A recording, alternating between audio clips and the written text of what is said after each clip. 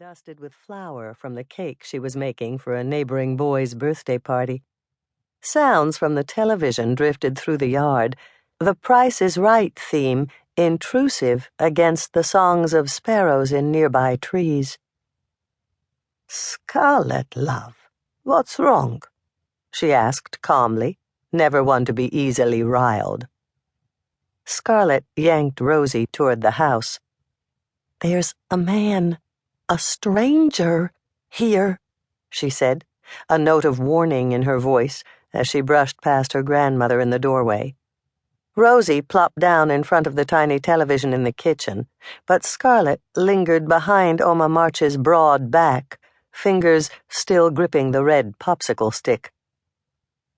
"Oh," Oma March said as she regarded the stranger in surprise and tugged her apron off to reveal blue jeans underneath.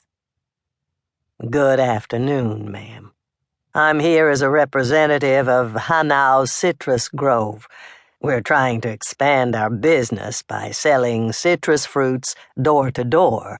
Pay on delivery in 3 to 6 weeks. May I show you our catalog?" "Citrus? You mean like oranges?" Oma March asked in her German accent. She waved the man forward. He unlocked the white gate and strode toward her, hand outstretched. "Yes, ma'am. Oranges, grapefruits, tangerines."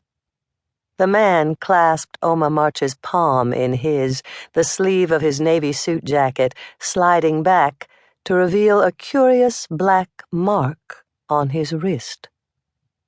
Scarlet narrowed her green eyes to get a better look. It was an arrow that didn't look so much like the tattoos the woodsman down the road had, but rather as though it was a true part of his skin.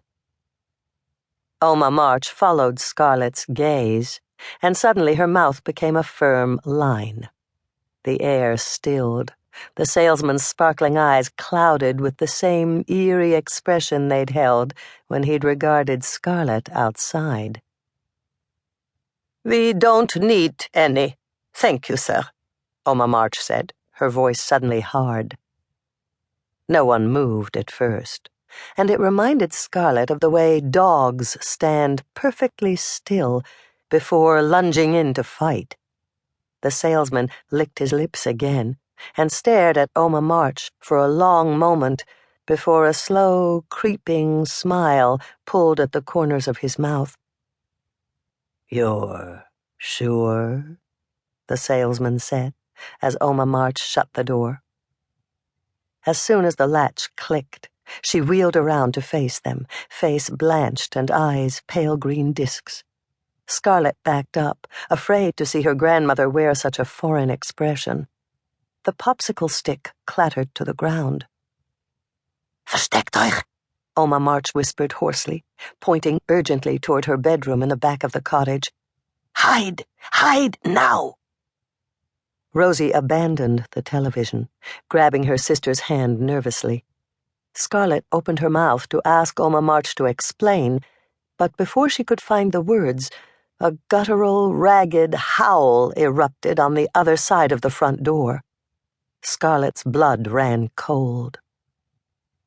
Oma March slammed a wooden beam across the door, then swung one of the bright yellow kitchen chairs over their heads and propped it up at an angle against the doorknob, just before the knob began to turn furiously.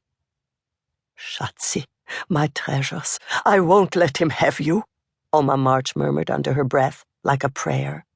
She dashed for the telephone and began dialing. "Charlie, Charlie, one is here, outside," Oma March whispered frantically to Pa Reynolds, the woodsman who lived down the road. "Oh, God, Charlie, hurry," she pleaded. She slammed the receiver of the avocado-colored phone back down and threw her weight behind the couch to slide it in front of the door as well. Another low, growling howl, followed by frantic scratching at the door. Oma March snapped her head toward her granddaughter's, eyes watery and pleading. "Scarlet, don't worry about me. Take Rosie and hide," she begged. Scarlet nodded, and